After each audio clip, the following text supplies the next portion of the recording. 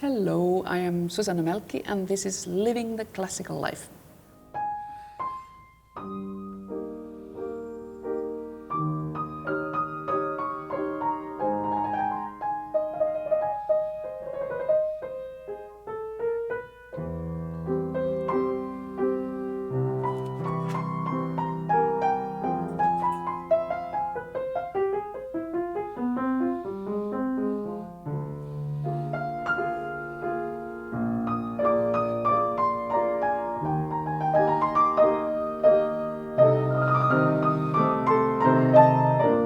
Susanna Mälkki, thank you so much for being on Living the Classical Life and for being here in New York on the day of your concert.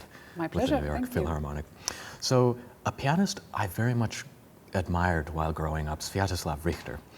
He said something that I never really fully understood, which is that he was not interested in conducting because he felt that conductors cannot avoid two things. That's analysis and power. What would you make of a statement like that? Do you think that conductors always have to embody analysis and power? Whoa, that's a big first question. First of all, I have to say that I'm very surprised because Richter was a very analytical player, so I don't really know what he means. Then the question of power, of course, that's a very often upcoming subject in terms of conducting. I think power and responsibility are always linked. So in a way, you can also see that conductor is in a position where you can make good choices or bad choices, and in order to be able to do that, you have to have a certain position of power. You have to have the mandate to do so. But I'm not drawn to conducting because of, feeling of the power, but rather because of polyphonic thinking, musical sort of the orchestral textures being balanced and musical ideas functioning and so forth. When you were growing up, did you feel like you were always the type of personality who was suited to be a conductor? Were you always a leader? Oh gosh, another big question. No, I actually, I guess I've always been somebody who has strong views on things, but I didn't really link it to conducting at all. I may have been pushing away the idea as well, but I played in orchestras since very early age, youth orchestras and so forth, so I was always observing the work of a conductor with great interest. But also, leadership is a huge question. What is good leadership? And of course, it's also a topic of today. What kind of leaders do we want? And I don't know. I try to actually forget about myself when I'm doing my work as a conductor. I really think that we should all follow the intentions of the composer. That's my idealism about this job. And of course, you then have to have some kind of social skills to be able to navigate, because you're working with people. But I think the musical vision is really the leading part of the work. It's not managing people. I think that's secondary. It's important, but it's secondary. Then why conducting in your life at all? How did you find your way to it? Is this because in Finland there seems to be a particular cradle for many conductors? There seems to be a very, very involved tradition. Mm-hmm. Well, I think that does play a role, because in Finland the conducting is something that everybody gets to try. If you feel like trying, then you just try. And for example, we also sometimes got together, group of musicians, and then everybody would conduct a little bit, and the others would play for the person who would be doing it. And it's not a big deal, this kind of maestro myth that is always often talked about. This doesn't really exist in Finland. So I think this attitude to start with was very healthy, and I could just try. What happened to me is that when I then got my very first experience, I was instantly hit by the bug. I just felt that this is exactly what I want to do. Now I get to do everything. Of course, it's an illusion, but I really had this feeling that this is what I want to do. And that feeling was very, very strong. I digested it for some time. It wasn't that I dropped everything and started doing the conductor. It took a few years, and then I wanted to do my studies well and so forth. But for me, it was a very instinctive feeling. And also because I had this already, I also realized when I started studying conducting that this was actually the way I had always been thinking about music. That I think tempi, characters, architectures, polyphony, all these things have always been my main terrain somehow. I mean, cello is a more melodic instrument and I love playing it. And I also love making my sound and using my vibrato and articulation and all that. But when I was playing chamber music, for example, I very quickly had lots of ideas of other people's parts as well. And of course there's, you know, I think the way conductors get to put the puzzle together and you know, choose the order of things and this process always fascinated me, and I just felt that would be the thing for me to do. I'm always so interested to ask about stage psychology and the preparation that happens on the day of the concert. Today and tonight, actually, you are conducting the New York Philharmonic. How do you prepare yourself psychologically on the day of a concert? Is there anything different that you have to do? Well, I try always to have some clear time in the afternoon to be able to rest before a concert, because I feel that my brain is more focused. I have more this extra level of energy to give if I've rested. Sometimes it becomes a nap, sometimes it's just a quiet moment. When the concert is in the evening, of course, yesterday we had a matinee and then it's a different thing. It also depends on the schedule. Otherwise, if there's a general rehearsal, then I definitely need my nap. If it's a otherwise free day, apart from interviews, then it's a little bit easier.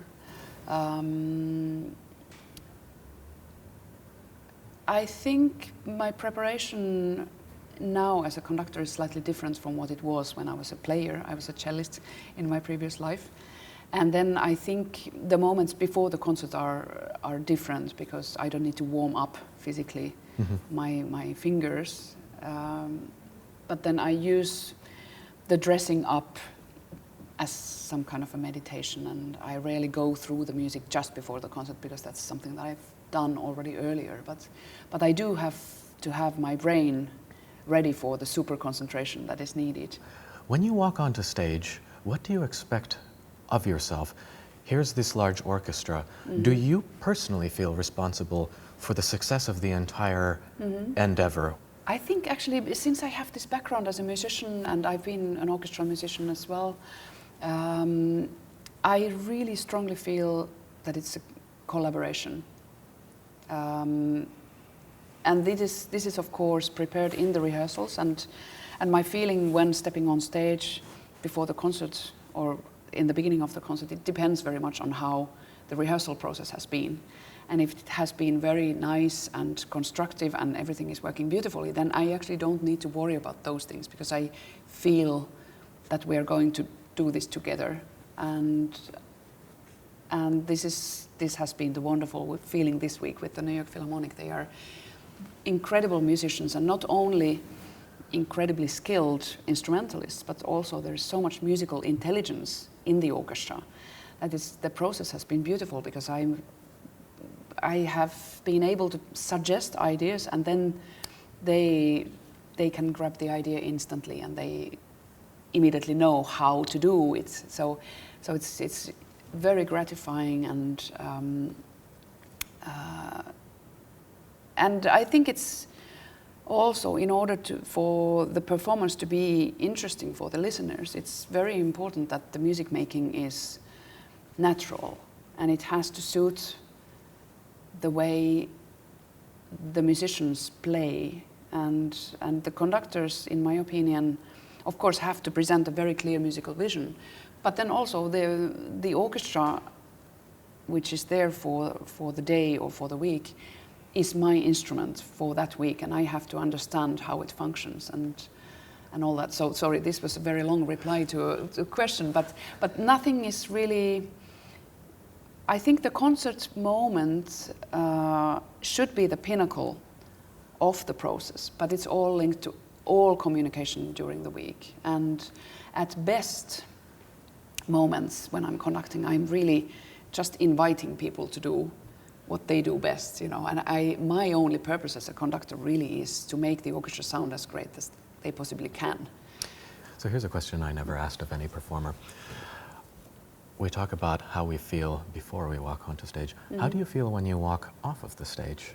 The reason I ask this is, for myself as a pianist, what I thought were my best performances. After I got up from the seat, I felt like it was not me who had been playing.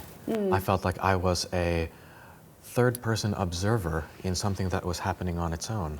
And so I got up and people would clap, but I didn't feel like that was for me. Personally, I can only feel free if I can forget about myself. So in that way, I think it's exactly the same experience, that I would love to just communicate in music. And this can, of course, not always happen, but that's the kind of state of music making which I would love to achieve. And in a way, all the training, I know that there are many instrumentalists who speak about this also. I mean, the question of technique, for example, instrumental technique, but conducting technique as well. You know, you have to be enough of a master of your instrument, or you have to have the tools in order to be able to forget about them. You have to prepare your passages so many times that at some point they just happen, and you can think about on something, not on something else, but go on a different level. And that's what all our training is aiming for, I think. You know, all those hours of playing scales or exercise, or in terms of conducting, I think I had a relatively solid technique when I graduated 20 years ago. But of course, it's developed still over the years, and when I can forget about the sort of conscious thinking of what my left hand is doing or what my right hand is doing, there has to be a clarity of I have to know which are the moments when the orchestra really needs me, and then of course there are other moments when I can just let them take over, and then there are again a moment where I should interfere, but I have to not to lose sight of those moments when I'm conducting. But otherwise, I think this spontaneous inspiration or just following the musical flow is really the most beautiful thing, and I think audiences can sense that if you are on that state, so to speak. Pierre Boulez, whose ensemble you eventually would lead, chose to not conduct with a baton because he said it freed up his hands. What's your approach to using a baton or not? I've been both using it and not using it. I think everybody should do whatever suits their gestures and their hands. It's fascinating to see how little movement, for example, Boulez needed in order to have the orchestra together. So when I started, I did have the baton, and then for a few years, especially when doing contemporary music and ensembles, then it's maybe less necessary. But I eventually came back to the baton because I felt that it's really an instrument, it's a tool, and you can get certain kind of things more precisely with it. Then whether it frees your gestures or not, that really depends on how you started with the baton to begin with. And getting used to it and eventually forgetting about it is, I guess, the best thing. That it becomes a tool which is just an extension of your hand, and then you don't feel that it's an object in your hand. It should be just there, and it's a technique in itself. In a way, it makes sense that conducting without it is more natural. But then there is also the question of visibility. That orchestra is a big group of people, and many players are, 15 meters away, and then if they can see the white stick, it actually may do things clearer for them. Would you say that the use of the baton is only an amplification of the gesture and the distance involved, or is there something more as well? I don't think it's a magical tool, if that's what you're aiming at. I think, it's an extension and amplification, yes, and I don't think that the baton in itself gives any particular aura to your music making. You have to have more than that. But of course, it may feel, I think the power comes from your musical thinking, and also the work is done with the ears. And the baton can be a tool you can use, but it's not in itself something that gives you extraordinary powers, unfortunately. Susanna, you're from Finland, and I'm wondering if there is a uniquely Finnish aesthetic which informs your artistic and personal vision. The reason I ask, the one time I was in Finland, I was particularly struck by a few different things about this country. A certain austere and naturalistic beauty, the purity of the nature there, and then one of my life's biggest impressions, the architecture of Alvarado. And for me as a musician, sometimes keeping in mind certain aesthetics changes the way I think about my artistic process. I think what I see and what I feel when I make music with Finnish colleagues, I think we are all, even if we don't usually speak about it, the best performances are those when we really feel that we have touched something on that level, that we want things to be right and sincere and genuine, and not impressed by podium gymnastics or grand gestures or glamour per se. It has to be for real. And maybe purity, you said austere, that's true also. I mean, of course now, being in this profession, I've learned to speak a lot of what I'm doing, but, Yes. but it doesn't come to us easily. We are quite shy people, and I think music is a way to express ourselves, and it has become an important language for us, because music is very strongly, there are lots of beautiful folk songs which we learn and so forth. So it's another Finnish language, I would say. We have a lot of young viewers who are in conservatory who are wondering about how to deal with the inevitable disappointments that come along the way on the path to success. Were you good at dealing with disappointment? I don't think that anybody's good at it. You get used to it, But, I mean, it depends on what kind of expectations do you have. You can't judge success from the outside. It's really a long process, I think. And of course, being an artist, a performing artist, you want to have work, you want to have opportunities to play. But your artistic worth is not defined by whether you play with such and such orchestra or in such and such hall, or measured by a fat recording contract or things like that. I think those things are signs of a certain kind of success. But if we are a little bit more on a profound level of the artistic thinking, then we should not be focused on those, but really try to aim for the best playing ever, and maybe the disappointment as a thing also comes from the fact that not everyone may like you. You know, there are lots of successful people, and I know, you know, I feel extremely fortunate to be performing on the level I am, but I am perfectly aware that not everybody is liking what I'm doing, you know, and that's also part of it, because you have to go in with your personality, and you may have disagreements about interpretations, and you know, there are all kinds of people in this world, and even if we would love everybody to want just the best for you, that may not always be the case, and that's also, you know, I think having your artistic ideals very clear is fundamental in keeping your sort of artistic health. That if there is somebody who says that is just crap, you stop playing. But if you love playing, you keep playing, because that's important for you. So I think, yeah, perseverance, or, you know, dealing with disappointments, it's part of, it makes you stronger also.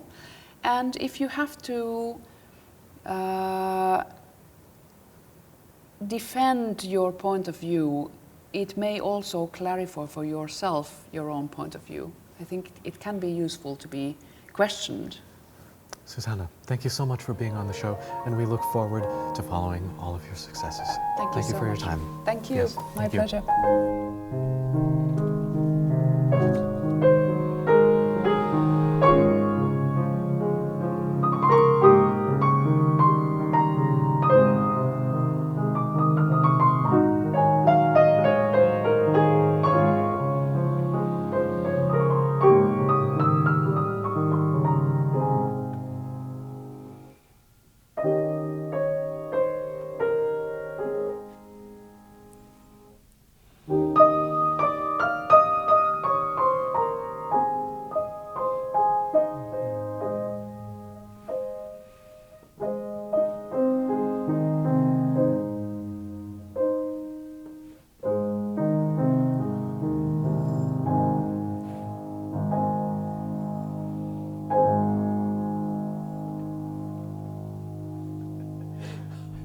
It was fun. Yes.